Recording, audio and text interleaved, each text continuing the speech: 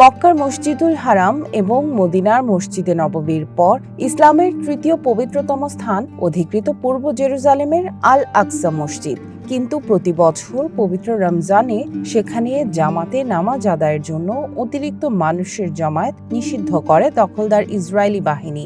এবারও আল আকসা মসজিদে অতিরিক্ত মানুষের জমায়েত নিষিদ্ধ করেছে ইসরায়েল, কিন্তু দখলদার বাহিনীর নিষেধাজ্ঞাকে অমান্য করে রবিবার সন্ধ্যায় এশা ও রমজানের তারাবির নামাজ জামাতে আদায় করেছেন প্রায় 50,000 ফিলিস্তিনি মুসল্লি।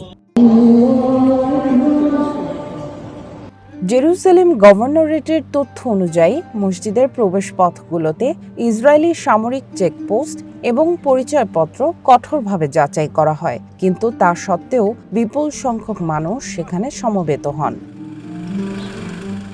দখলদারদের হামলা এবং ইসরায়েলি সেনাবাহিনীর অভিযান ও গণগ্রেপ্তারের ফলে অধিকৃত পশ্চিম তীরে চরম উত্তেজনা চলছে।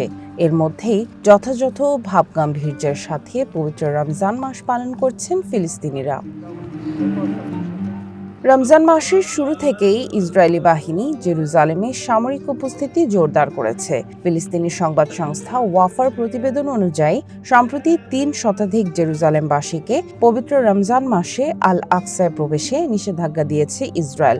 12 বছরের কম বয়সী শিশু, 55 এর বেশি বয়সী পুরুষ এবং 50 এর বেশি বয়সী নারীদের মসজিদে প্রবেশেও বিধিনিষেধ আরোপ করা হয়েছে। তবে নিষেধাজ্ঞা দিয়ে কি আর আটকে রাখা যায়? রমজানের শুরু থেকেই কালান্দিয়া এবং বেথলেহেম সহ বিভিন্ন এলাকার সামরিক চেকপোস্ট দিয়ে আল আকসায় নামাজ পড়তে যাওয়ার আশায় হাজার হাজার ফিলিস্তিনি দীর্ঘ লাইন ধরে অপেক্ষা করছেন। সামিয়া জান্নাহ, ওয়ান ইন্টারন্যাশনাল ডেস্ক।